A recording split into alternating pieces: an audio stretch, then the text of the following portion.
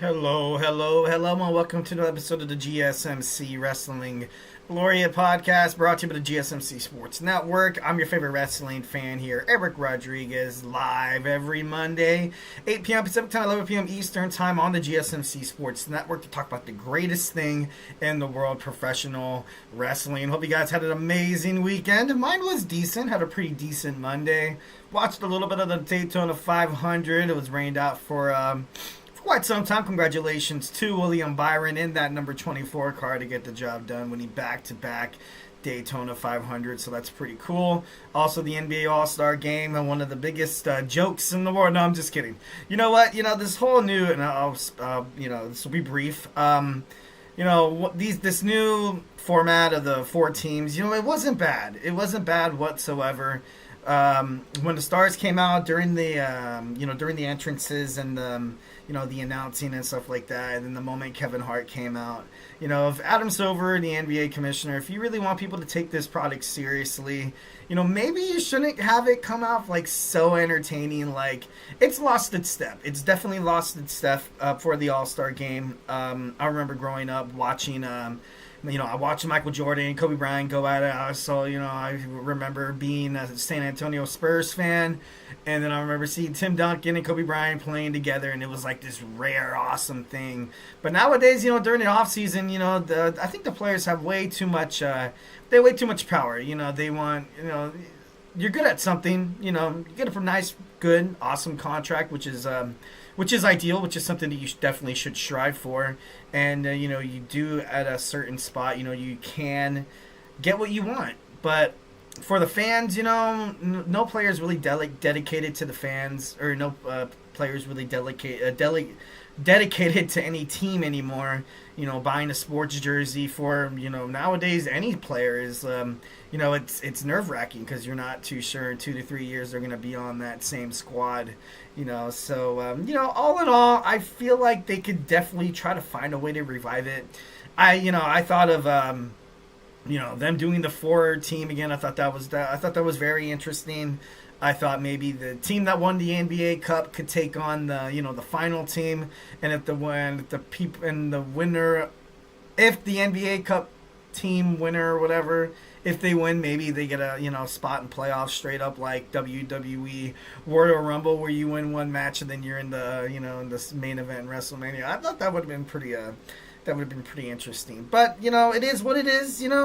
As a product and as an entertainment conglomerate, NBA, I thought it was great. I thought they did their job. If they were, entertaining people, it's not too much about the competition factor whatsoever anymore. Then in that case, they killed it. And all the naysayers out there, all the media, negative publicity, then they can just, they could, eat it or whatever, you know what I mean? But, all in all, it was decent. It was a decent product. Well, we're here to talk about wrestling. Have a pretty awesome show for you today, all lined up. Today we have our WWE Smackdown review. We're going to talk about Raw, then we're going to talk about NXT, and then we're going to talk about AEW Grand Slam in our 5th and final segment. We're going to talk about the best non-sanctioned matches in professional wrestling history, obviously kind of stemming off of what happened tonight on Monday Night Raw with Sami Zayn and Kevin Owens are going to go at it again, which is pretty cool. I definitely love this the feud that they continue to have on, and it's pretty pretty awesome. But before we jump on into any of the action, just want to remind you guys, if you have a burning take or just something you've been dying to get off your chest here at the GSMC Sports Network, we are all ears. We want you guys to feel absolutely 1,010% comfortable. Do not be shy. Drop your thoughts inside that chat. And if you really want to make sure your comment, question, or concern gets noticed on air, why not use that super chat? It's that $sign. Go ahead and click on that, which guarantees anything you guys put inside that chat box is going to be featured, talked about, maybe even debated about on the show. 1,010%. Your support obviously makes all the difference. Plus, it's a great way to support the channel, guys. Sending those super chats, throw us a bone here and there. It will, guarantee that you guys will keep getting awesome sports content for absolutely for free. Which is, who doesn't love that? So, definitely grateful for each and every one of you guys who joins us here daily. Make sure you guys continue to check out all the videos from all the shows. We have a pretty awesome lineup of guys who, definitely do one thing, and they definitely they have passion, charismatic. enthusiastic, and I just want to make sure you guys get all the sports consumption. Your support makes all the difference. Let's get this party started. Send in those super chats, those super stickers, because you guys are super awesome. And together we will make sure this podcast is bigger, better, and stronger than ever. Once again, if the super chat is not your thing, go ahead and hit up that tips and donations link at the GSMCpodcast.net. Tell me what you like, tell me what you don't like. Just remember to Superman punch that like and subscribe button to the show. Follow the show, follow the network. Definitely helps us out a lot. Definitely would love to hear what you guys have to say. So don't be shy. Drop your thoughts inside that chat. Here at the GSMC Sports Network, we do love a lot of peace, love, and positivity 1,010%. But in terms of talking sports, it's inevitable. We get it. There's going to be some criticisms. There's going to be some disagreements. And it's all good. It's all gravy, baby. It's already water under the bridge. Just want to make sure you guys feel absolutely 1,010% entertained. So, don't be shy. Drop your thoughts inside that chat. We got SmackDown. We got WWE Smackdown. We got Vic Joseph on SmackDown. Obviously, Joe Tessitore was, he was elsewhere. But I thought Vic Joseph really did a good job bringing his enthusiasm that he has on WWE NXT to SmackDown. So I thought that was pretty cool. Cody Rhodes comes out, kicks off the show, talks opponents. The moment he mentions, Logan Paul, I thought it was kind of funny how the fans were they were disgusted. They're disgusted by this mega star, this YouTube star, this YouTuber that made it into professional wrestling. I do like Logan Paul. I'm not a huge hater, so to speak. I definitely I think he should definitely embrace kind of being a heel. But sometimes when he's on Raw or SmackDown and then he kind of gets the reactions from the fans, he looks genuinely shocked. He looks like, why don't these people like me? I think the moment he decides to kind of embrace it, which he has, I definitely think his career will be on the right track. He could be one of the best heels in WWE history if keeps going that way. So Cody Rhodes, talking about opponents, Drew McIntyre comes out and he was upset that Cody Rhodes, basically didn't acknowledge the fact that, Drew McIntyre is the only person that defeated Cody Rhodes since Rhodes made it back to WWE. And I think that means something. And I think that's going to play into the main event at WrestleMania. I see Drew McIntyre coming out of the Elimination Chamber because I just see so many other lingering storylines that are, on Seth Rollins' head, on CM Punk. I think Damien Priest is kind of just there, for the ride. I think it's cool and all. And for John Cena as well. Logan Paul, I think the only thing that just wouldn't make sense is if Drew McIntyre doesn't win the Elimination Chamber, then what, So that means, you have about 9 weeks to kind of establish an opponent or a feud or an old rivalry for Drew McIntyre. But at this time, I feel like it'd be perfect for Drew to take on Cody Rhodes because it just seems fitting. It just seems fitting. And if Drew McIntyre actually, if he has enough stuff to defeat Cody Rhodes for that WWE Championship, I feel like that'd be great. I feel like that'd be amazing. So then, and then Solo Sikoa comes out. He arrives, and then Jakob Fatu's in the ring saying that he's gonna get the first of Solo Sikoa's family business. So that that relationship seems like it is on the rocks. I kind of like the new storyline of possibly maybe Jakob wanting to throw his hat in the ring of being the tribal chief. Maybe challenging for that Ula Fala, and then maybe him and Solo Sikoa kind of butt heads down the road. Maybe have a match at WrestleMania. I definitely think that would be pretty cool for both of these superstars. Next, we have Chelsea Green taking on Naomi in Elimination Chamber qualifier. I thought it was pretty cool how Naomi, she got a nice win. It was pretty damn clean. It was great. I feel, Chelsea Green, the WWE Women's United States Champion. Gotta be honest, it kind of made her title run a little weak. Lyra Valkyria as well on Monday Night Raw was pinned by Bayley, so Bayley could qualify. The WWE mid-card titles right now, it's not dead by by any means necessary. I don't think it's dead at all. I don't think it was a mistake that WWE added too many titles. I don't think that whatsoever. I think when Asuka comes back, I feel like, when Becky Lynch comes back, when, Alexa Bliss starts rolling a little bit, she could become a competitor as well. It's going to be great. It's going to be okay. And then you have a lot of young, talented NXT women's stars that are going to be coming up too. So, just stay patient. But overall, I feel like it'd be awesome if Naomi, Bianca Belair, and Jade Cargill kind of come into the singles wrestlers kind of thing. Like I don't like them as a, well, I do and I don't. I feel like ultimately when they first started that World Women's Tag Team run, it was kind of a mistake because these are two single stars. It was just a way for Jade to kind of get her, get her beak wet in terms of, being on WWE, what it means to be a WWE superstar, the flow, the atmosphere inside the locker room, and then inside the squared circle. So I definitely think that when she comes back, she's gonna be bigger, better, and stronger than ever. So can't wait to see. And I definitely think she would be an amazing fit. She'd be an amazing opponent for Chelsea Green. So it'd be kind of cool to kind of see her move forward. Next, we have Sami Zayn, obviously addressing Kevin Owens, and then you had Kevin Owens challenging Sami Zayn to a match at Elimination Chamber, saying, I don't care if you're clear or you're not, I just want you inside the square, I just want you inside the ring, So I feel like Sami, he feels like Kevin Owens going after the jugular there. He didn't do it to make a statement. He did it to try to end my career. And I kind of agree. Next, we have the Motor City Machine Guns defeat Los Garza. I thought that match was actually pretty damn awesome. Solo Sikoa and Jacob Fatu have a nice little, not really that nice. Solo Sikoa telling Tama Tonga and Jacob Fatu saying that I feel bad for letting you down, the family down. Solo Sikoa, when he comes, since he made his way back to WWE, he looks genuine. Looks pretty genuine. Jacob Fatu as well as Tama Tonga, obviously, they look kind of unimpressed. They don't, I feel like they feel like they don't need the guidance of Solo Sikoa anymore. Because how many times Solo Sikoa has actually, haven't found himself in the winner's circle. So, there's only so much failure one person can have to be like, okay, so why are we following this guy? Maybe some way down the line, like maybe The Rock finds his way back to WWE. And maybe Jacob Fatu and Tama Tonga Loa kind of follow him. Or Jacob Fatu, like I said before, maybe he throws his hat in the ring. Maybe he wants to challenge for the Ulafala. And, based on the wide reaction from the fans when you had that promo with him, McIntyre, and Cody Rhodes in the ring, I think they like Jacob. So I feel like Jacob, obviously, just starting baby steps. But one of these days, I feel like he will make it to the top of the Gestapo and be WWE champion one day.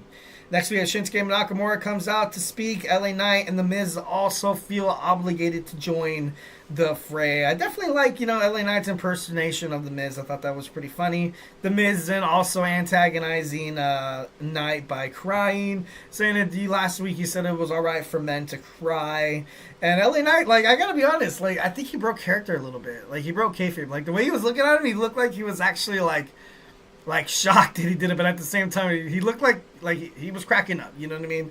So I thought that was actually pretty damn awesome. So then they end up having a battle with LA Knight taking out The Miz, and during the promo saying that, dude, you suck, was pretty fun because the LA Knight, he was a great United States champion. I do agree with that 1,010%. But The Miz also, he makes a pretty good claim himself. He put the WWE Intercontinental Championship on the map, made it basically prestigious for the longest time. And can he do the same for the United States title? I feel like he can. I definitely feel like The Miz could definitely do that. But the LA Knights, too, as well, I feel like, both those guys, either one of them holding the titles, I feel like it'd be in good hands. So, overall, it was a nice little promo between two competitors that will find themselves in the United States title picture come WrestleMania. I feel like maybe a triple threat match, that'd be pretty cool. That'd be pretty nice. Obviously, I would definitely put the LA Knight over. I like Shinsuke Nakamura coming back with his new persona. But, LA Knight was right. Not a lot of people defend the United States Championship. The LA Knight was there on every show. He was talking. He was challenging people, accepting challenges. And so far, Shinsuke Nakamura, after winning the championship, doesn't really seem like he's, he doesn't really seem like he's with it. So, I don't know. Maybe it is time for a change. Alexa Bliss, Nia Jax, seen talking backstage. Nia Jax kind of subtly hints at, she remembers the time when Alexa Bliss, fake being her friend to kind of use her. And then you saw the Wyatt 6 teaser. So it seems like Alexa Bliss is going to be in a storyline with the Wyatt 6. At this point, when she came back to the Royal Rumble, dropping, heavy hints, obviously bringing the doll out, and then her sister Abigail was, pretty badass. It was pretty cool. So, I'm excited to see it. I'm excited to see what WWE has in store for Alexa Bliss. Maybe forming a tag team with Nikki Cross. Maybe that's the direction that they're going toward mostly. I would like to see Alexa kind of, dab her toes in singles competition. Maybe, Women's United States Championship picture. I would love to see her do that. But, I don't know the direction they're really going to go with this storyline with this Sister Abigail thing with this Wyatt 6. Is she going to come out possessed like she was with the Fiend? Or is she going to kind of have just a, different overall, kind of style? But I'm interested to kind of see it fall out. I'm interested to see the Wyatt 6 back on television. I feel like this is, it's kind of like, nice little jump start. Because I know a lot of people in the wrestling media feel like the Wyatt 6 already is a failure. I've been saying this since day one. I think it's just going to take a little bit of patience. It's just going to take a little bit of patience. Have to let the story unfold. Like I said before, I do not want to see 2, 3, 4 weeks of, just handing videotapes to Michael Cole or, or whatever. Well, I guess technically it would be Joe Tessitore or Wade Barrett. We don't want to see all that again. You're already introduced to the WWE universe. Come out, and just start fighting. I think that's the focal point of what I was trying to say. Just start fighting, man. Fight Owens, fight. I'm just kidding. Moving on. Carmelo Hayes defeats R-Truth. Decent match. It was a nice little match to kind of get Carmelo Hayes back into the win. Calling the Street Profits cut a promo. Didn't see B-Fab. Gotta be honest, I'm a little concerned, which sucks because I feel like she has a lot of talent inside the ring. Is she going to be the next one to be on the block of being released by the WWE? I certainly hope not. But it is what it is. Pretty Deadly's then seen talking to DIY. DIY saying that Pretty Deadly messed up a nice little situation. Pretty Deadly obviously disagrees. They were just trying to stick up for themselves. Tiffany Stratton defends her WWE Women's Championship against Naomi. Against Nia Jax. Sorry, excuse me. Disqualification. I don't see how disqualification wins really benefits Nia Jax. But Nia Jax seemed like she was happy with what Candice LeRae did. I mean, I guess, that's cool. They beat her up. Charlotte Flair comes out, and chooses Tiffany Stratton as her opponent at WrestleMania. Obviously, Trish Stratus also was inside the ring, but Nia Jax was just too much of a whole lot of woman for them to handle. So then backstage, you see Tiffany Stratton and Trish Stratus agreeing that they are going to team up to take them on at Elimination Chamber. I like their chemistry backstage. The nice little friendly banter seemed like, Trish Stratus. Last time we saw Trish, she was, kind of a heel. She was a heel with Zoe Stark, during that Becky Lynch feud. Seeing her come back as a babyface, I thought that was actually pretty badass. We're going to get some Trishy and Tiffy time at Elimination Chamber. And then, cap this all off, we got Big Jimmy Uso taking out Drew McIntyre. And then the main event, we saw Damien Priest get that final spot. Solo Sikoa gets involved, obviously, at the end of the match. Cody Rhodes comes out to even the odds. A Samoan Spike, an accidental Samoan Spike to Tama Tonga. Jakob Fatu looked absolutely irate with Solo Sikoa. So, building up something for the future. I feel like that would be pretty damn... that'd be a nice match to have at WrestleMania. Damien Priest pins Braun Strowman after the South of Heavens choke slam, and then bam, there you have it. Your WWE Smackdown review right then and there. And yeah, now we're going to move on to what just happened. Some WWE Monday Night Raw recap. So grab your favorite snack, grab your favorite ice cold beverage. Join me here in about 25 seconds. So hey, do not go anywhere. I feel like I'm losing my mind. Is everybody in the world blind? Please, Lord, give me a sign, a sign. I feel like I'm losing my mind. Is everybody in the world blind? Please, Lord, give me a sign, a sign. I wanna wanna be the greatest. Everybody on the fake shit, I look around and feel like everybody is the fakest. I make this every day and I'm impatient, hoping one day I blow up from the basement. Statement, the top is so vacant, I don't hear shit that I think is amazing. Waiting for my day when I'm playing sold out shows for 1,000 faces. Hey, give me that crown, get in my way and to be put down. It ain't your place, all this my town. If I want that shit, then I'll get it right now. I'm losing it, the noose it fits, I'm losing shit. A stupid myth, you choose to live or choose to dip. You choose to fight or lose your grip and lose a gift. I feel like I'm losing my mind. Is everybody in the world blind?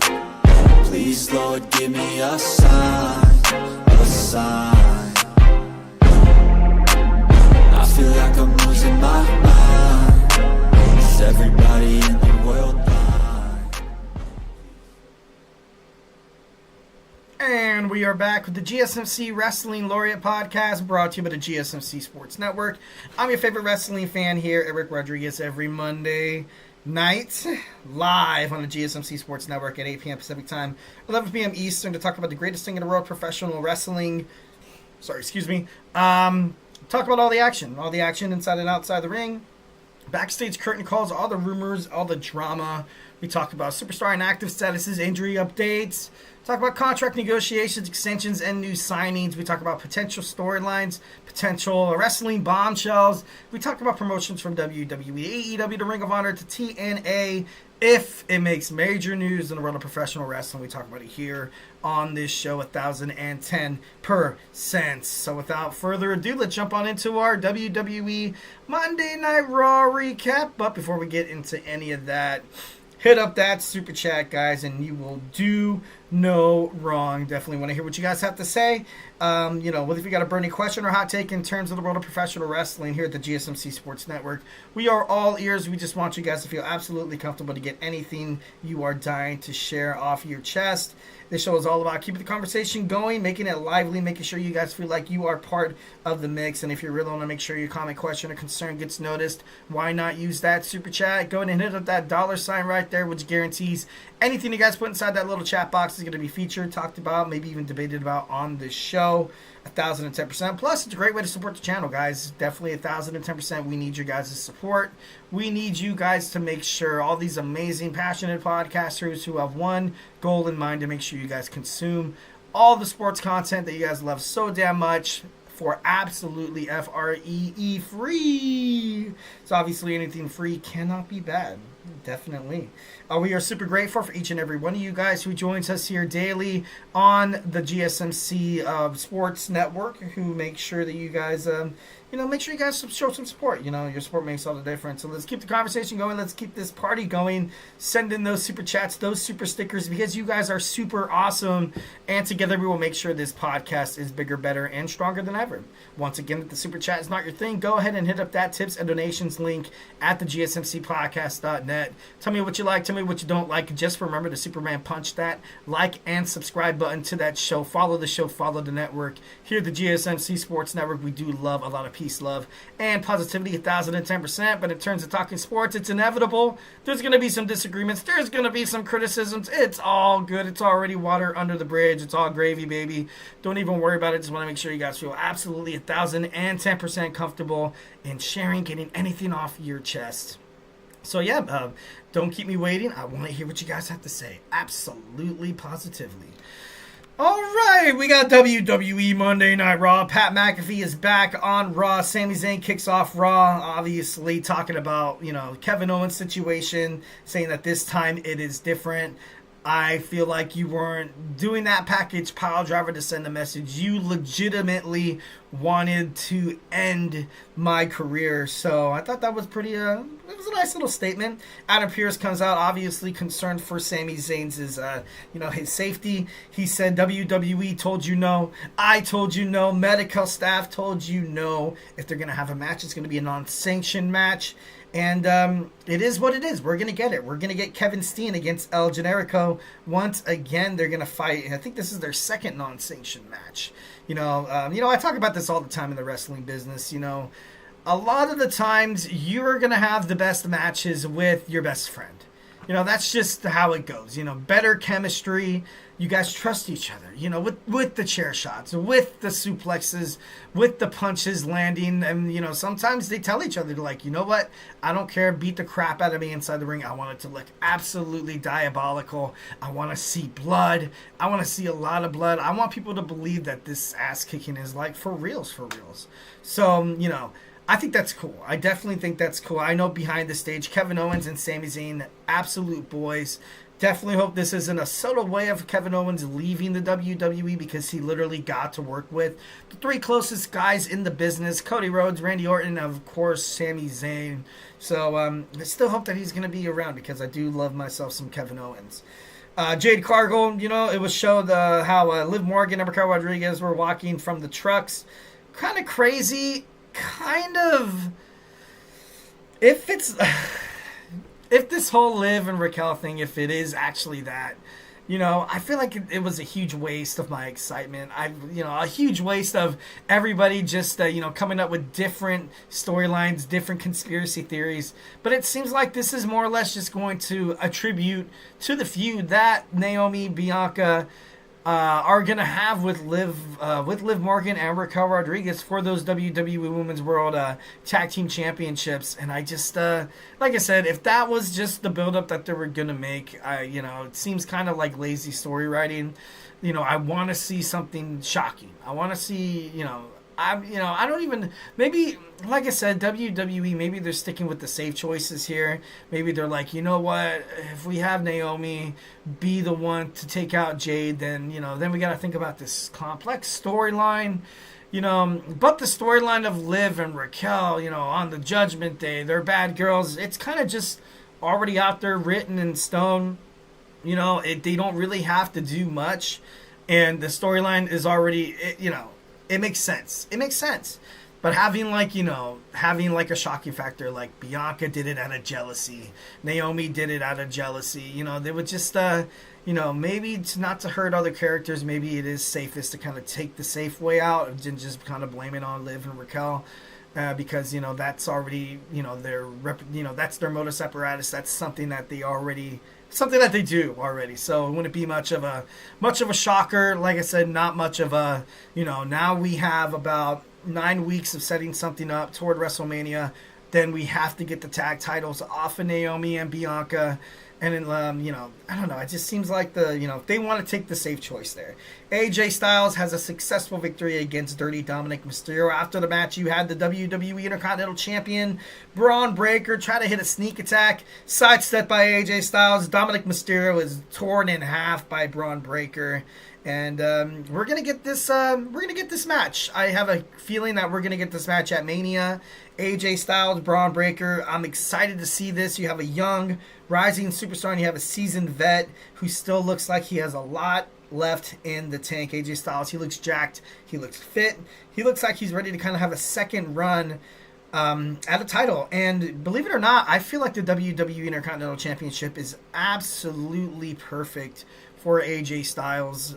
It'll kind of keep him, it'll definitely, as a matter of fact, keep him extremely relevant within the world of wrestling, kind of being that same, he wins the Intercontinental Championship, and I'm not trying to dog on Braun Breaker or anything like that. AJ Styles wins that WWE Intercontinental title, and then automatically, I kind of see it as as the WWE Championship. And, of course, maybe it seems like, maybe I might be a little far-fetched outside that. Or maybe it's just the presence and it's the success and all the accolades that AJ Styles has accomplished that, when AJ Styles wins a belt, that belt means something. It's a big deal. And, like I said, not trying to hate on Braun Breaker or anything like that, but he lost the title, he regained it, which is, he's still young, he has a long time ahead. But, having the title won by AJ Styles, a lot of people might be like, okay, well, that kind of sucks for the young rising star. Why would, AJ Styles want to steal an opportunity from someone that WWE is going to hope to be successful and carry the company within the future? I feel like that kind of discourse, I want to put it to bed. I don't feel like that at all whatsoever. I feel like AJ Styles still has a lot left in the tank. And I feel like if he wins the title, he's not gonna hold it over. It's gonna kind of be like a Bayley championship run. Be like, hey, I'm still great. people, they'll fight me for the title, and if they win, they lose, I'll put people over. So AJ Styles is in a good spot right now, and if he wins that Intercontinental Championship, I believe that WWE will be in an amazing spot as well. Dakota Kai defeats Ivy Nile for the number 1 contenders match. I thought that was a huge mistake. Ivy Nile and Lyra Valkyria building up this storyline, not for it not to happen. Once again, this was a huge deal. The reason why the mid-card titles for the women seeming like they've already kind of hit a rut, it's because there's no depth. There's no really storylines behind them. For the Women's United States Championship, you have Chelsea Green. She's the in-your-face cocky. She's the bully. She's a spoiled brat. She has that working for her. Lyra Valkyria is very, she's kind of soft-spoken. She's talented as hell. But she really doesn't, she has a character, but not that much of a character. Not that, in-your-face character that I feel like the inaugural champion should be. If in an alternate universe you would have had somebody like Liv Morgan win the title, and then she kind of parades around for a couple of months with the title, and then Lyra Valkyria, defeats her. I feel like that would have been a better setup for the title overall. But and I'm not trying to hate on Lyra Valkyria's Intercontinental Championship run. I'm not. I feel like it is great. She puts on amazing matches. If they had to put the title on somebody, it would probably be great to have Lyra Valkyria, And this is something that WWE could definitely work for and make better, to kind of structure more of a storyline, get her going into some feuds. That's why I'm like, why didn't Ivy Nile win this match? I like Dakota Kai. Nothing against Dakota, but I really wanted to see this feud kind of come into fruition. But we're not going to get it, so it is what it is. Gunther enters the ring, Jey Uso style. I definitely like when Gunther was walking down in the concourse of the arena. Somebody behind him flipped him off. I thought that was pretty funny. I was like, dude, that's awesome. Jey Uso comes out. They brawl it out. Obviously, we're going to get 9 or 8 more weeks of this. I just want, because I think people already kind of get the concept that Jey Uso's going to win. We've already kind of, accepted that. We meaning WWE, they need to make it a little bit more unpredictable. They need to have Gunther come out on top for some of these promos. So far, it just seems like it keeps turning up, Jey Uso. It keeps going in Jey Uso's way. You want to make Gunther look like you want to make him look like a David versus Goliath kind of story, because you had that match at WWE Saturday Night's Main Event, came close, came down to the wire, and Gunther got the victory, and then Uso was right there. He was right there, and now it just kind of seems like, the narrative of it is if Jey gets into the shot, he's gonna win this match easily. And that's really not the mentality that you want WWE fans heading into WrestleMania. You still have to. You still kind of have to reiterate some kind of doubt within the viewer's mind. It's like a movie. It's like entertainment and stuff like that. When you watch the Avengers, you kind of you had that all hope is lost kind of moment in the movie, and then the superhero against all odds prevails, and bam, that's how happy ending to the story. So I definitely think they still need a lot of work with this storyline between Jey Uso and Gunther. It is, I definitely don't think it's an open and closed just yet. Like I said, I just want to see Gunther kind of be this big unstoppable guy who's gonna tear you down, who's gonna kick dirt in your face and steal your lunch money. I'm just kidding, but I feel like the storyline should get a little more in depth. You know what I mean? Penta Cedolmiro once again victorious. He is undefeated in WWE. Defeats Dunn. No one can stop this guy. You had Ludwig Kaiser and Dunn try to take him out at the end of the after the match. Penta still comes out fighting. Definitely the pride of luchador wrestling as of right now. In WWE, he's so impressive, and it's just great. Next, we see a Hulk Hogan American beer commercial. I gotta be honest, Hulk Hogan getting booed at the Raw Netflix premiere, and then I think he's being sued. His beer companies, they have a lawsuit right now. He's kind of, dabbled himself in politics and made some controversial comments. And, at this point, I feel like WWE ultimately needs to cut their losses and kind of say bye to Hulkamania. He's a nostalgic factor. He's cool to see, I guess. You're like, oh, cool, it's Hulk Hogan. But it's just the stuff that the Hulkster does on the outside, it just ruins everything, and it's crazy. It's absolutely nuts. I feel like WWE would be better off, cutting their ties with Hulk Hogan. But I think he recently signed a Legends contract for like 5 years. So, Lord only knows how long this guy's going to be with WWE and his good old-fashioned American beard. So, I thought that was interesting. Roxanne Perez capitalizing on Raquel Rodriguez being distracted by Bianca Belair and Naomi. She secures that last chamber spot, and I'm excited for her. I feel like that's great. She does belong in that ring with Liv Morgan. She does belong in that ring with Naomi. She belongs in that ring. Oh, God. Bayley. She's there with Bayley. But Bianca Belair, she's probably the only one that kind of throws me off a little bit because she seems like so much stronger than everybody else inside that bout right now. But who's going to take? So the winner takes on Rhea Ripley, or Io Sky, but of course it's going to be Rhea. Why would it not be Rhea? It's crazy. Maybe her and Liv Morgan run it back. I gotta be honest, I wouldn't really be too excited for that storyline. More or less, I feel like they're building up Liv Morgan and Raquel Rodriguez fighting for the Women's World Tag Team Championships at WrestleMania, because you have this whole, like I mentioned before, this Jade Cargill storyline turn. So, that leaves the spot wide freaking open. And, Bayley, I don't think, she had one hell of a year last year, so I don't think she's going to win it.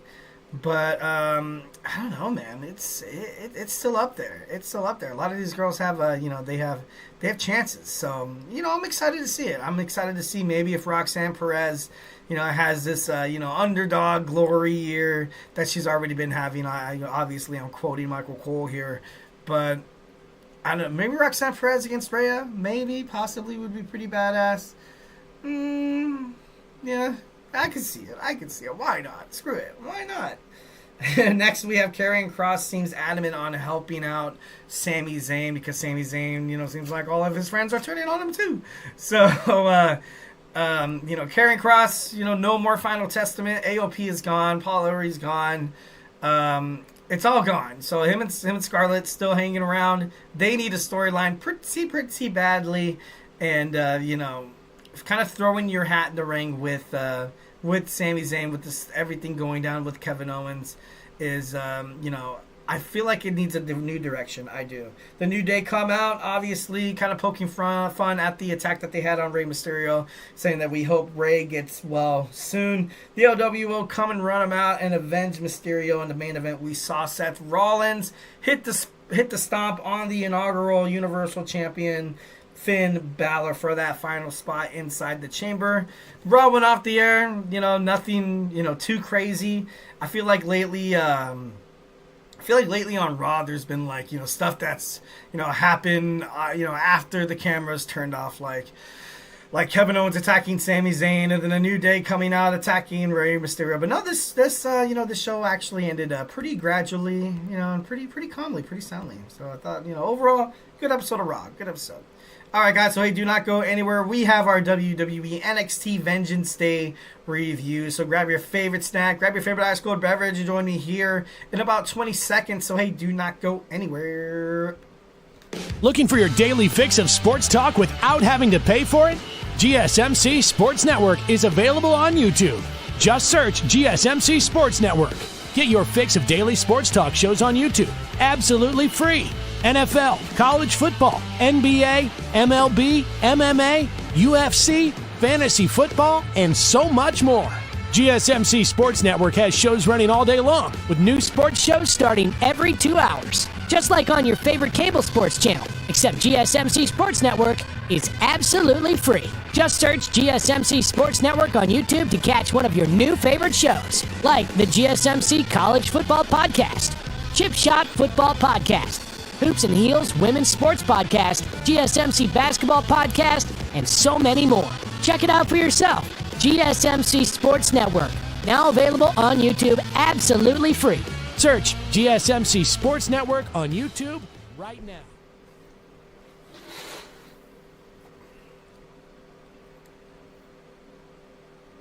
Alright, we are back with the GSMC Wrestling Laureate podcast brought to you by the GSMC Sports Network.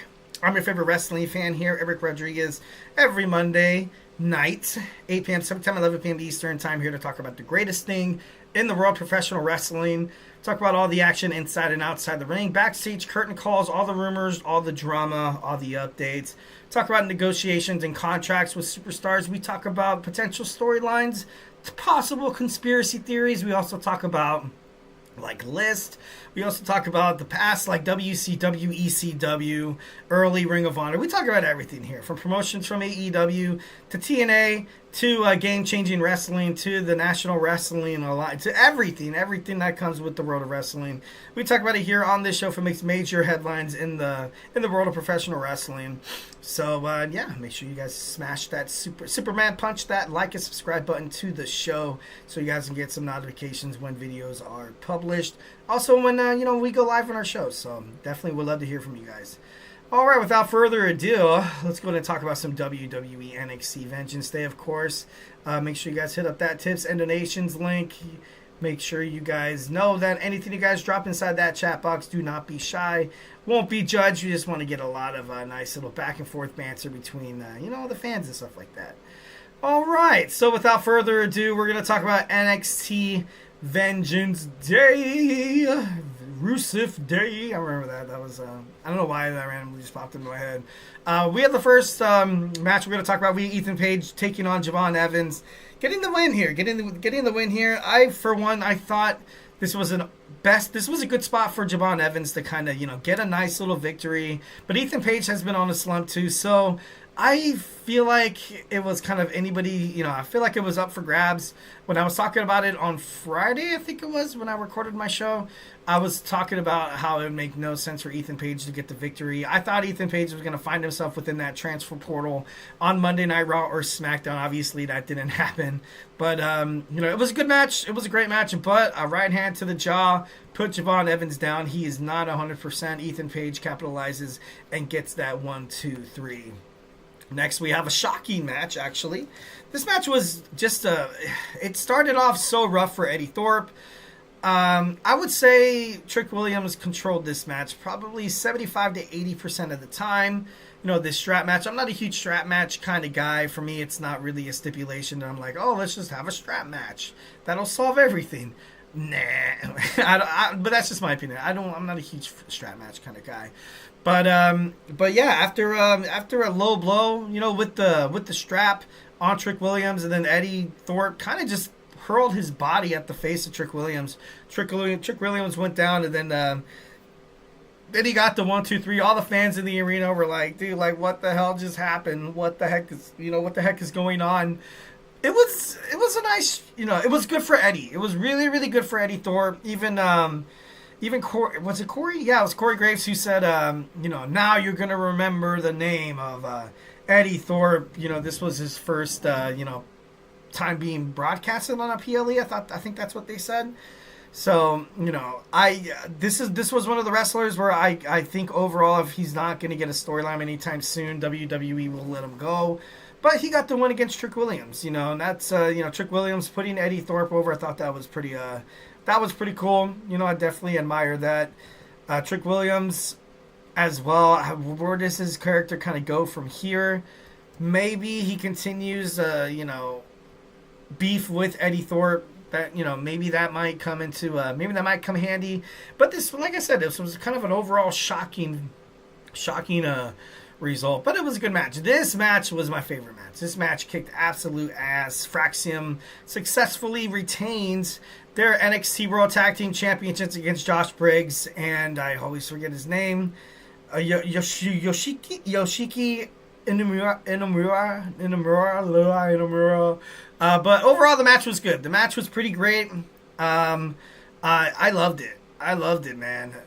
Josh Briggs showing that, he kicks ass. So does Inamura. They both All 4 of these men really, honestly, laid it all out in the ring. Before the match, they probably had a backstage meeting and were like, you know what, guys, let's just, go ape crap on each other.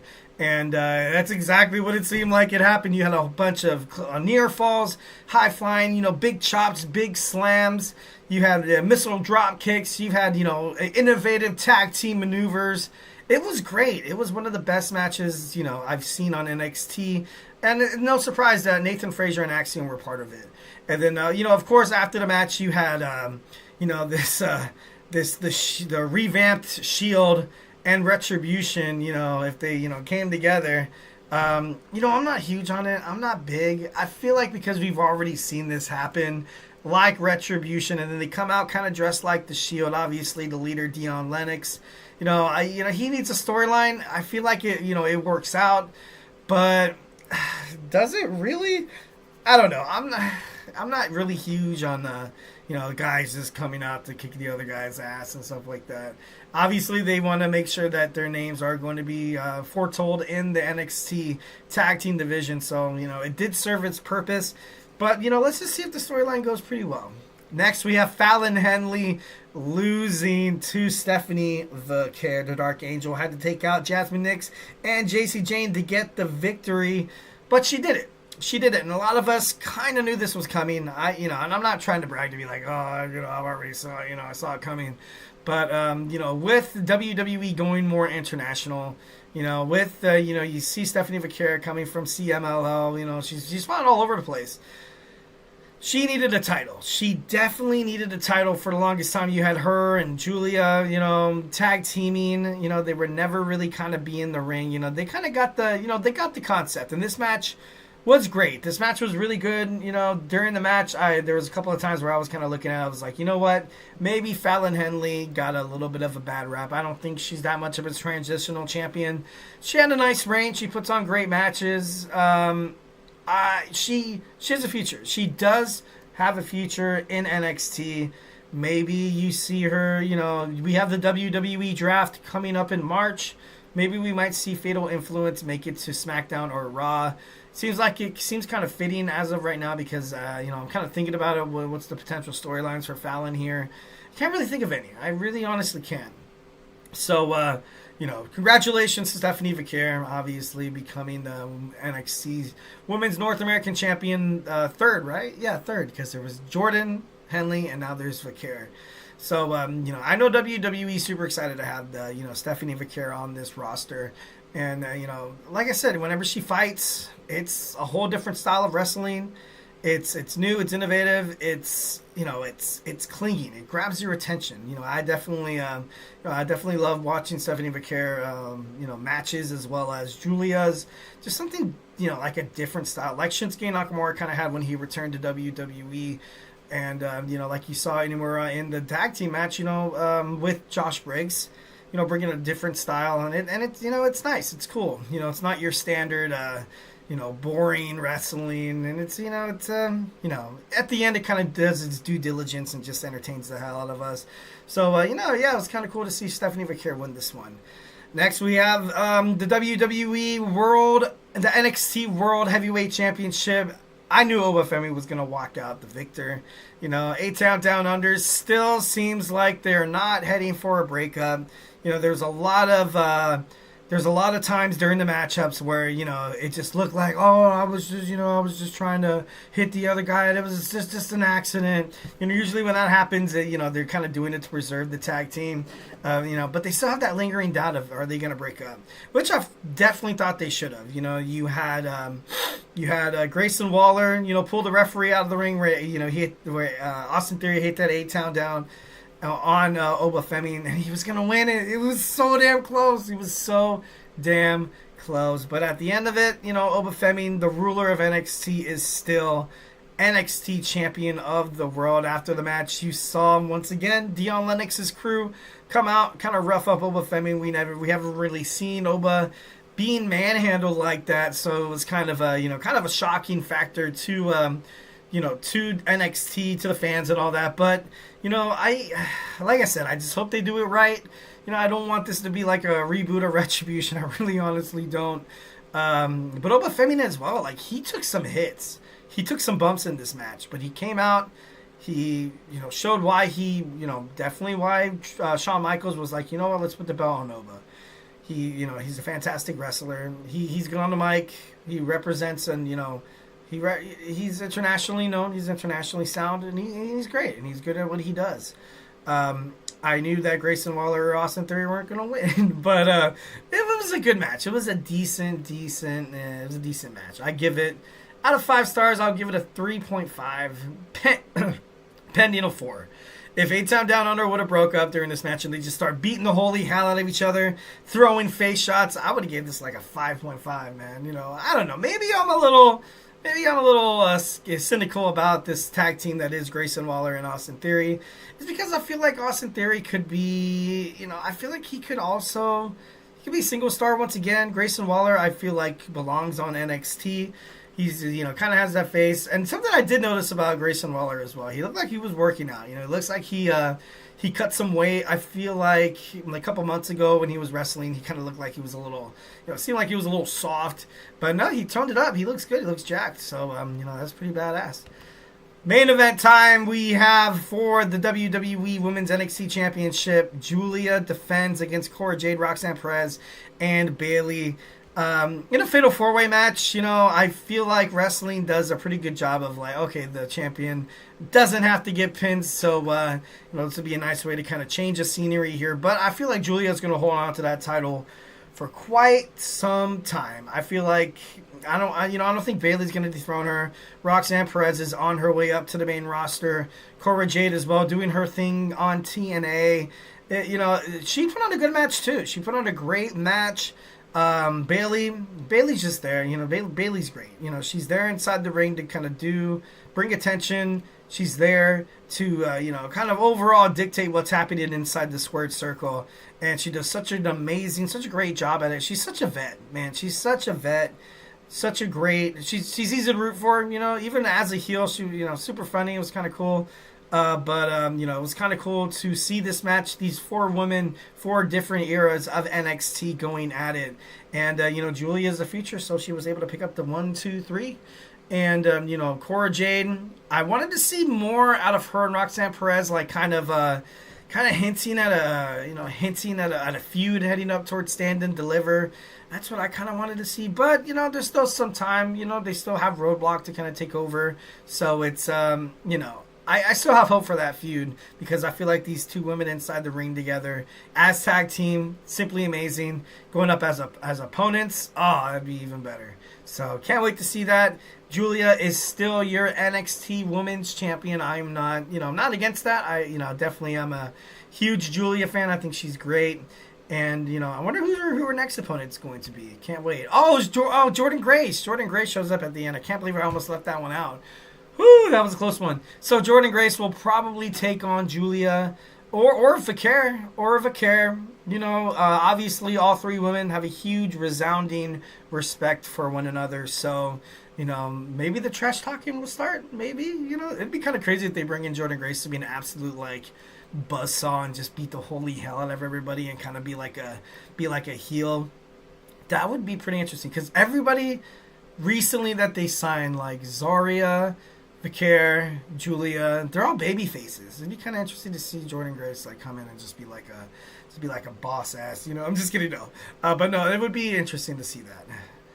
All right, we talked about NXT Vengeance Day, and now let's go and dig on into some AEW Grand Slam. We're going to talk results when we come back. So grab your favorite snack, grab your favorite ice cold beverage. Join me here in about 25 seconds. So hey, do not go anywhere.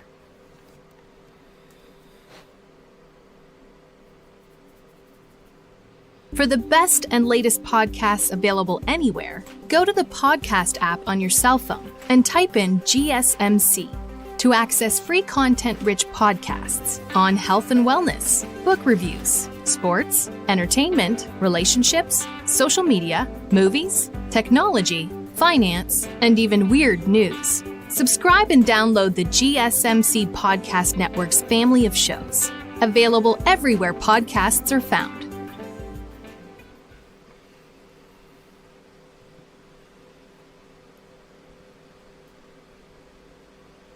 And we are back with the GSMC Wrestling Laureate podcast brought to you by the GSMC Sports Network. I'm your favorite wrestling fan here, Eric Rodriguez, every Monday through Friday.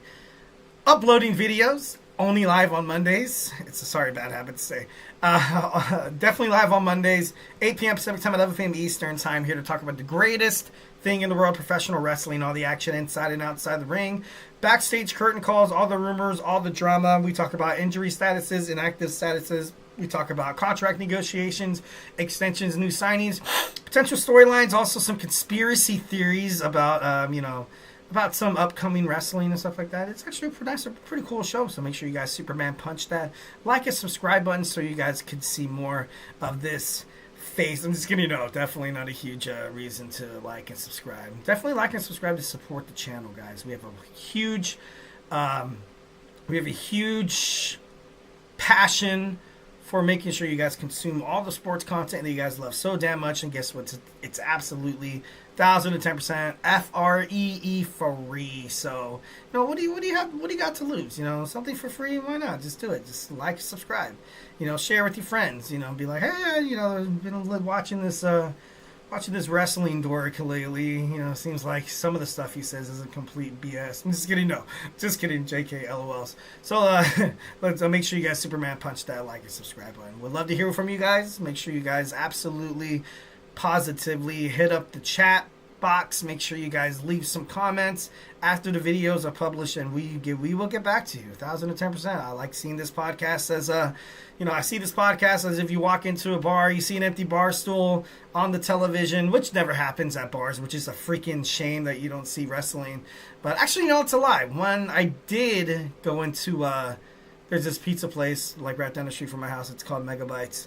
And, the bartender, he was a wrestling fan, and he had Monday Night Raw in there, and I was like, dude, this is sick, this is cool, you know what I mean? So then I sat down, and I was actually chatting with the bartender, watching Monday Night Raw, and it was cool. Wrestling fans immediately just have a found respect for one another the moment they meet face to face, so which makes us a very rare fan breed, a very rare fandom. It's awesome. It's awesome. Professional wrestling is great. All right, without further ado, we're going to talk about some AEW Grand Slam. I, for one, I watched most of it. I'm not going to BS you guys, right? But something that I did that kind of bothered me was the fact that it was taped, and then I think it was shown later. And then you get all the results already, and then you're like, okay, so where is my motivation to kind of watch it? And then they had the small the condensed ring, which I thought was beneficial. I thought it was pretty cool. Made the matches seem like faster, heavy hitters. I thought it was actually a pretty good idea. And man, in Brisbane, Australia, AEW, I feel like whenever AEW or any wrestling promotion kind of go overseas or kind of go internationally, it's like big.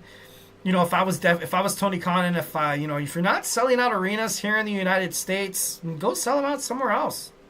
1,010%. Have more PLEs in Australia. Have more pay-per-views, or have more dynamites, or I know it'd be quite a travel, but stuff like that. But if you kind of let the world know, you post on social media, you're gonna have a nice little European tour, or like a tour in Saudi Arabia or something like that. That would be big bucks. I would definitely believe that there could be a way for Tony Khan to get some more attention toward AEW, because it seems like in the States they recently kind of downgraded to smaller arenas, which is smart. You don't want to be like, oh, AEW is absolutely huge. It's taking place at the Crypto.com arena, and then you see about 5,000 to 10,000 people there, and you kind of look at it and you're like, oh man, it kind of sucks. It makes people think that does the product suck. But if you kind of have it in a smaller venue, and you pack the house, and you actually get a nice aroma from the fans, and good responses, it excites the wrestlers, so it gets them to kind of perform in this kind of like this superhero role, where you kind of get this adrenaline from from everybody just cheering because they want to see some good old-fashioned wrestling. So I definitely think AEW should definitely dabble their feet into traveling more internationally, maybe like once a month, Once a month would be interesting. But, like I said, obviously traveling and, travel issues and, prices, and it's, I don't know. Moving on. So we have AEW Grand Slam. We're going to talk about the first match. We had the Brisbane brawl between Cope, Switchblade Jay White taking on the Death Riders. I thought this was a good match. I was a fan of it. I do love, I'm an Attitude Era kind of guy, so I do love some blood. It seemed at some point a little, what's the right word I'm trying to say? Not prototypical, but like not plain. It wasn't plain. I feel like in a brawl, you say the word brawl, and I don't know why I just feel like like chains and. But then again, AEW is kind of watching it because of with everything going down with Jon Moxley when he put that the plastic bag around. Bryan Danielson, and then you saw Swerve Strickland get a shot in the mouth, but then you also saw Orange Cassidy being fed chemicals. But I don't know, maybe due to like public relations purposes, maybe, kind of toning it down. But it was a great match. Obviously the hometown boy, Switchblade Jay White. I've been high on Switchblade Jay White for quite some time. I definitely feel like he is the future of AEW. He's kicking ass. He's been one of my favorite wrestlers. Preferably not, I do love the Guns. I do. Him as a singles guy, I love even more. I feel like the way he connects to the fans is just, it's uncanny. It's I feel like Switchblade Jay White was kind of ultimately rebirthed once when he turned into a babyface recently. And the fans love it. They love responding to them. The Guns came back too, had a hell of a fight with the Hurt Syndicate. I keep wanting to say the Hurt Business, but the Hurt Syndicate. So, I want to see these guys go after Trios Gold again. And they could definitely 1,010% do that. Go after the Death Riders with the Guns. So, obviously Cope at the beginning of the match, you saw everybody started singing his name. His theme song. He started getting a little emotional. It was cool. It was cool. That's what wrestling's all about. And, the fact that they went internationally is, super cool. Definitely love that. It was a great match. Obviously, the Death Riders picking up the dub. But, it seems like Cope's going to get a title shot at Revolution. So, we have that to look forward to. Next, we have Kazuchika Okada taking on Buddy Matthews. And obviously, with the Rainmaker for the win, he had to hit it. I think he hit it multiple times. Buddy Matthews kicked out of it, and I remember Tony Schiavone, he's like, I don't know anybody who kicked out of the Rainmaker. And I guess after the show, Buddy Matthews was seen in crutches, especially with this new, Hellhounds, gimmick that they got. They would be highly detrimental if he's really injured. Brody King gets left on his own. That would suck. But Kaz Okada, he's one hell of a wrestler. He is. But, a little stale. This whole Elite storyline abruptly ends. And then, it seems like once when Jon Moxley returned to AEW full time, he kind of like just took all the attention away from Matthew and Nicholas Jackson, Jack Perry, and Kaz Okada. Everyone was like, oh, okay, who cares what these clowns are doing nowadays?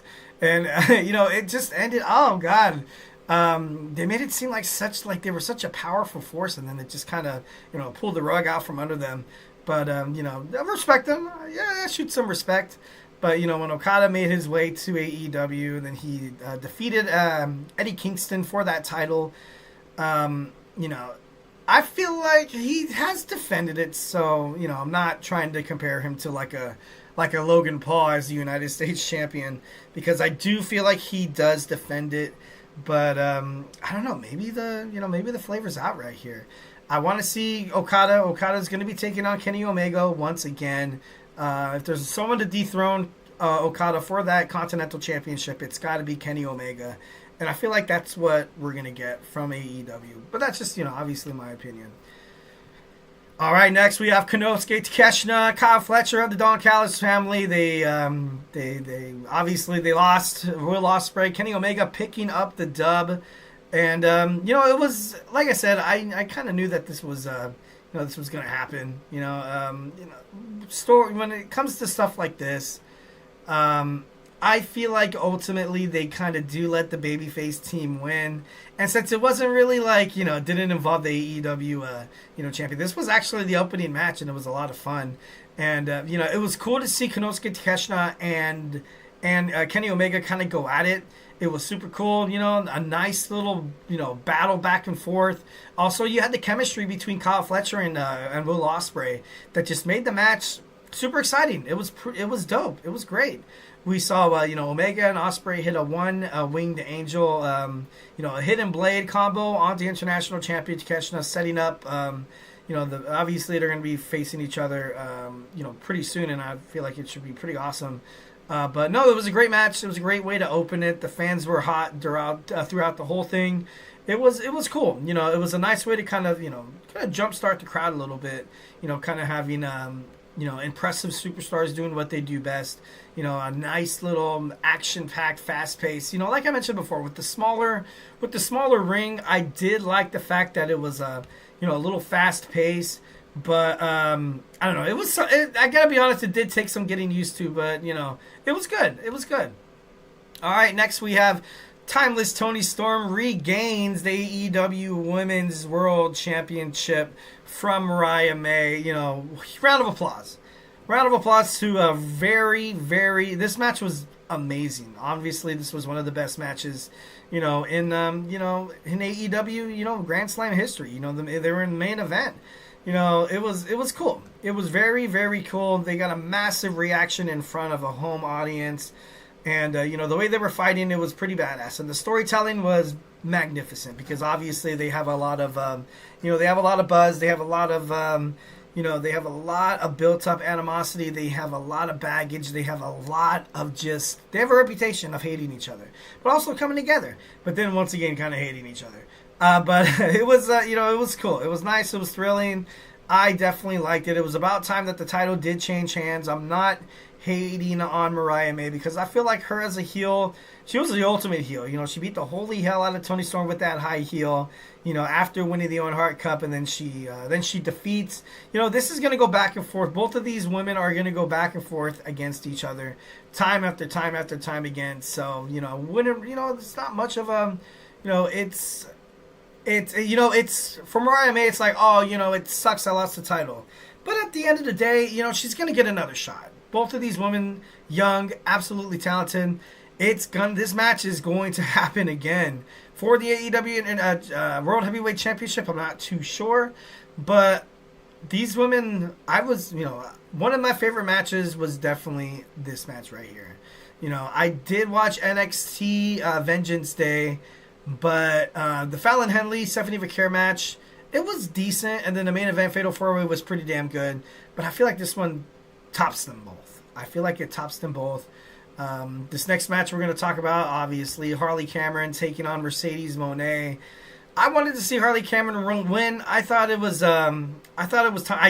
thought it was funny how she brought out the puppet. What is it? Money Monet or something like that? I forgot what she named her puppet. But I don't know. It was cool. It was pretty damn cool. Mercedes Mone, she won. She won clean. So I guess that's good. I really wanted to see Harley Cameron win, but I was kind of talking about this with the preview of Grand Slam Australia. How I feel like I wanted to see Mercedes Mone put over Harley Cameron. But I feel like she also did that with the defeat as well because this was definitely one of the biggest matches in her career, and she started on this on these winning ways. She's going to start building up some momentum. She's going to start building up more wins here, and she's probably going to find herself facing for the TBS Championship, whether it's Mercedes Mone again or just something different. You know what I mean? But I love Harley Cameron. I definitely love what she brings to the table. She's a talented. She can sing, play guitar, puppetry, whatever. She's she's great. She's great, and she had a chance to score a big win in front of the home crowd, and kind of sucks that she didn't get it. But like I said, she's not going anywhere. She's gonna be back, much like with the whole Mariah May Toni Storm thing. This is going to be a feud that will probably be revisited. Probably around Grand Slam time. That'd be kind of cool to see her, win the title there. But overall, good pay-per-view. I love AEW's, PLEs. I think they're actually pretty damn great.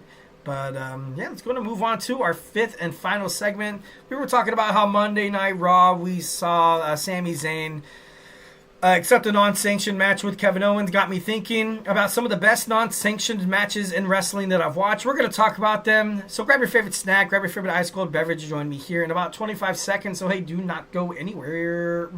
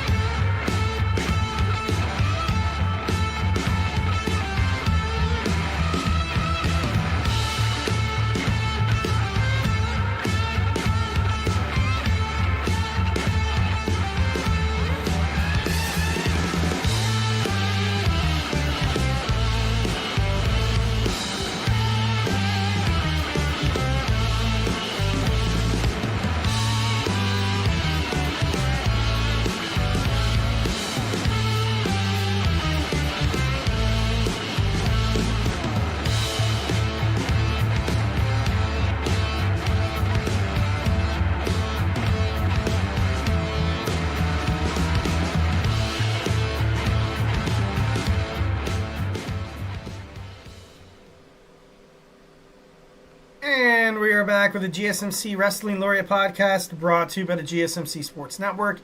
I'm your favorite wrestling fan here, Eric Rodriguez, every Monday through Friday, 8 p.m. Pacific Time, 11 p.m. Eastern Time here. Talk about the greatest thing in the world, professional wrestling, all the action inside and outside the ring, backstage curtain calls, all the rumors, all the drama. We talk about inactive statuses, injury updates. We talk about superstar contract negotiations, extensions, and new signings. We talk about promotions from AEW to WWE to Ring of Honor to New Japan Professional Wrestling. If it makes major news in the world of professional wrestling, we talk about it here on this show 1,010%. So make sure you guys Superman punch that like and subscribe button to the show so you guys can get some notifications when we go live. Also upload awesome, breathtaking videos. Make sure you guys check those out as well. All right, so let's go to talk about some of the best non-sanctioned matches in professional wrestling. Obviously, when it comes to some things, some of the lists I talk about, 1,010%. It's all like, it's all opinionated and stuff like that. But these are some of the ones that I watched and I thought that was pretty badass. We have Seth Rollins taking on Triple H, WrestleMania 34. It seems like non-sanctioned matches are mostly like, someone's not medically clear, but they want retribution and they want to avenge, or they want to, they want revenge. And then, they end up getting, their injury ends up getting targeted inside the match. Looks like they're going to lose, but at the end of the day, they end up winning. Much like you've seen this match with Seth Rollins and Triple H. This honestly made Seth Rollins into a main eventer. I believe that 1,010%. No Shield, no more authority. Seth Rollins has always kind of been like a group kind of guy. And this was kind of like his coming out party. WrestleMania 34, one of the biggest WrestleManias, in history. And it was cool. It was great. It was about time that Seth Rollins kind of achieved himself as like a solid main eventer, as the architect, as the, he wasn't the visionary back then, but, it would then propel him to like become the guy he is now. Like, he's a main eventer. Think about Seth Rollins, you automatically think of WWE championships. You think of Intercontinental, maybe United States, but more or less, Universal Champion, WWE Champion. You think of, World Heavyweight Champion. I feel like Seth Rollins, he accomplished it all. And this match definitely did help in establishing him as his, as a solo act.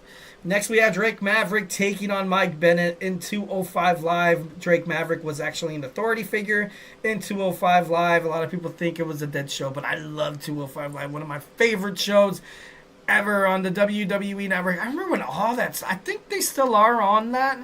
Well, not 205 Live, obviously, but, I remember you would just, I would get lost in the WWE Network. I would. There was Camp WWE. There was this kind of like story time. I remember that. There was Swerve. I think there was Swerve when they were like driving and talking about stories and stuff like that. There was 205 Live. There was NXT. There was Main Event. There was, I used to just get lost in WWE. I used to watch everything in anything. And it was, it was cool. It was a nice little time in my life. I was becoming a wrestling fan again back in 2016, and I was just obsessed once again. I was like, man, why did I stop watching this? But some of the storylines and stuff like that back in the day, I was like, ugh. I remember watching Rusev and Lana and Bobby Lashley making out, and I was like, what the hell's going on? What is this? What is it? I'm just kidding. No, but it's wrestling, guys. It's wrestling. But the more and more I feel like Triple H kind of stepped in, and the more and more it felt like Vince McMahon wasn't taking over. There's still be some times when I would be watching the PLEs with my wife, and we'd kind of look at what happened, and we're like, oh, that was a Vince McMahon decision. Oh no, that was Triple H. You know what I mean? And it's just, I don't know. I thought it was kind of funny. But, overall, great match. A lot of people kind of did not see cruiserweights go at it, but I thought this was a nice little not your average cruiserweight match. So I thought that was cool. Next, we have a non-sanctioned match with Kyle O'Reilly and Adam Cole. Obviously, Cole betrayed the Undisputed Era. This was a nice rivalry. Back in Ring of Honor, also the PWG. Kyle O'Reilly was definitely put over in this match, which was great. I do feel like this was one of the storylines, the reason why Adam Cole kind of called it quits in WWE, because they had so much momentum in the Undisputed Era. I loved the Undisputed Era. I thought they were going to make it onto the main roster and do some damage, do some heavy stuff. Only for them to kind of just dip out. I feel like when a lot of WWE stars were starting to wind up on All Elite Wrestling, I felt like this. I knew I was going to see Adam Cole one day on there. I knew it. I was like, you know what?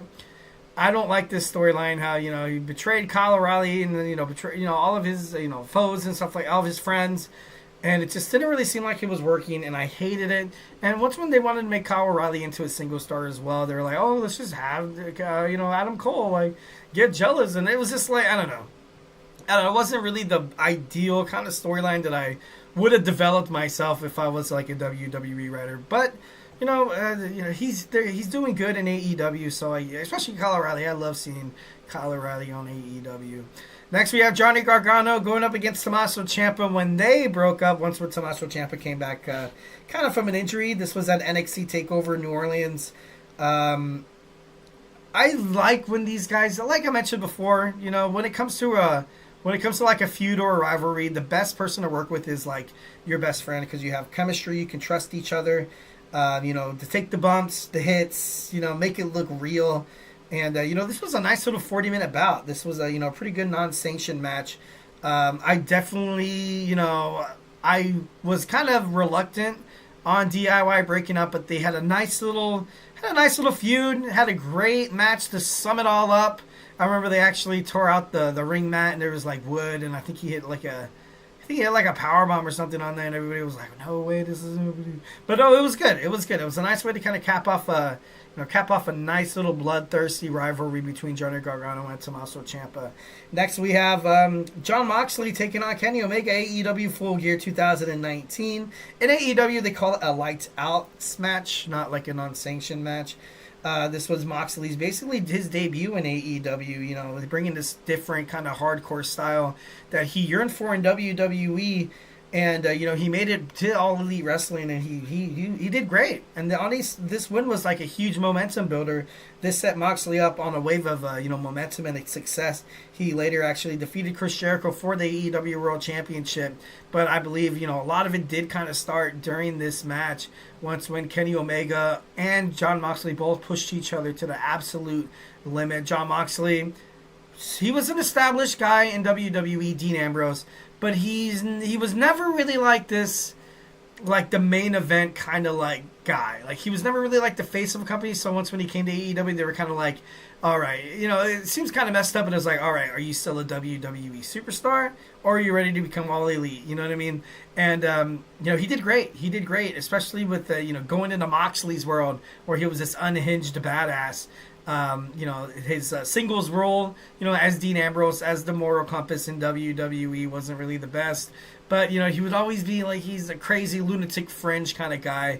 And it was really unleashed as soon as he signed with All Elite Wrestling. And this match with Kenny Omega at AEW Full Gear 2019, non-sanctioned or lights out, was a banger. So I thought that was pretty cool. Next, we have Thunder Rosa taking on Britt Baker, AEW Dynamite. Both of these women, obviously, this prepared them for success. They're already successful. You know, a nice little bloody brawl here. A lot of people don't see women in that kind of kind of seeing that notion in terms of bleeding. But All Elite Wrestling, you know, they were willing to kind of push the envelope a little bit here. And obviously during that time, Thunder Rosa, huge babyface. Britt Baker was kind of, I actually think I've read an article saying that these girls actually do kind of have beef, like actual beef. But, it is what it is. It's, a lot of egos, a lot of animosity inside the ring. So, I like Britt Baker, DMD. I also did like Thunder Rosa as well. I think both of these girls during this match accomplished what they set to do. They meant to, okay, we are the pillars in the women's division in AEW, and they were. And they would go on to do great things, and I feel like both of them still can do great things. Britt Baker, I feel like she would be an amazing TBS champion. Maybe she's the next one to kind of get her hands on Toni Storm. We're still waiting for Thunder Rosa to come back, which I feel like she's back. But then again, like, I don't really see her on Dynamite. I don't really see her in, like, I want to see her in a main event picture because I feel like that's ultimately where she belongs.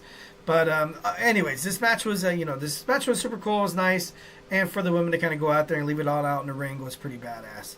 Next, we have a little preview to what maybe the lights out match during Elimination Chamber is going to look like. We have El Generico taking on Kevin Steen. Ring of Honor Final Battle 2010. El Generico was Sami Zayn. Also, Kevin Steen is Kevin Owens. This was another saga for the Sami Zayn and Kevin Owens. It was a violent masterpiece. One of the all-time greatest Ring of Honor matches of all time. They actually had a little bit of a hidden stipulation with El Generico's mask. Also, Kevin Steen leaving the company if he would lose. Obviously, Generico did get the victory, and it was a nice match. Maybe since he let Sami get the first one, maybe we're going to see Kevin Owens get the second one here. Best friends going at it, kicking each other's asses. There's nothing better than that. So I'm looking forward to this match at the Elimination Chamber. It was kind of funny how this popped up on the list, and these guys are going to be the whole reason why I thought about this list was because of what happened on WWE Raw with Sami Zayn kind of taking a non-sanctioned match with Kevin Owens at Elimination Chamber. So I thought that was pretty badass. But let's go ahead and end this list on one of the most biased picks. My two favorite wrestlers in the world. I believe the greatest non-sanctioned match was the Heartbreak Kid, Shawn Michaels, coming back from a 4-year hiatus, breaking his back with that casket match in The Undertaker. I didn't think it was going to come back. I remember I was watching wrestling and I was like, okay, Shawn Michaels. Yeah, I remember him a little bit. He was cool. He was a badass. And then he comes back. His friend Triple H, he wants to, wide open arms, buddy, welcome back to professional wrestling. But when Shawn Michaels came back, Triple H was a whole different person. He was the face of the company. He did not want anybody to get success other than himself. Obviously, kayfabe storyline. He was very adamant on, like, being, like, just it. Like, WWE champion, Triple H, that's it. No runners-up, no people who can contend for my title. No one could really handle my stuff. I am the game, and you don't want to play me. You know what I mean? Game over. Pedigree. Bam. Da-da-da. Da-da-da. I'm just kidding. Two of my favorite wrestlers had an amazing match at SummerSlam. Super badass. Shawn Michaels obviously prevailing. Showing the world that he has not lost a step. This was an important match for Shawn. Definitely. Coming back from a horrific back injury. I think they slipped the disc or something like that. And, being told that you're never going to wrestle again, or, like, you can never get up from out of bed and be the same. And, like, one small little move guess what? You're going back to the hospital, and you may or may not be paralyzed. You may or may not end up paraplegic. It was dicey. Dicey. It was a ballsy move from Shawn, but you have a huge liking, you have a huge passion for something like professional wrestling, and coming back, working with your best friend like Triple H, and you could see it inside the ring that these guys have amazing chemistry. That's not really anything that could be, it's not something that could be swept under the rug or anything that's really hidden. But both of these guys at the top of their game. Triple H was at the top. Shawn Michaels was showing that he could still be that Heartbreak Kid, Shawn Michaels, and this whole storyline thing was it was crazy. I remember on SmackDown when they were trying to decipher who attacked Shawn Michaels, and they had the distorted figure, and then they enhanced the picture, and then they enhanced the picture, and then the guy was it had like a Triple H shirt, he had a sledgehammer, and then that was like, what the hell, Hunter, it was you, and then all of a sudden Triple H, and then they start battling out. It was it's pretty damn entertaining. It was definitely back in that day I was a huge wrestling fan. I've been a wrestling fan my whole life, but this match, I remember watching this match, and it was pretty damn sick. It was pretty awesome. All right. Hope you guys enjoyed the show. Hope you guys had a great time. Hope you guys had a great weekend. Hope you guys are preparing to have a nice, smooth, Tuesday, Wednesday, Thursday, Friday. Make sure you guys, check back. Check on the YouTube page. I'm going to be, uploading some videos throughout the week. So, don't miss me too much. I'm just kidding. Thank you so much for tuning in to the GSMC Wrestling Laureate podcast, brought to you by the GSMC Sports Network. Remember to follow us on Twitter/X, TikTok, Instagram, or Facebook for more content and updates. And if I haven't made you a wrestling fan by now, make sure you guys check out all the amazing podcasts we have here on this network. We definitely love entertaining you guys. Stay beautiful, but most importantly, have a beautiful week, and love you.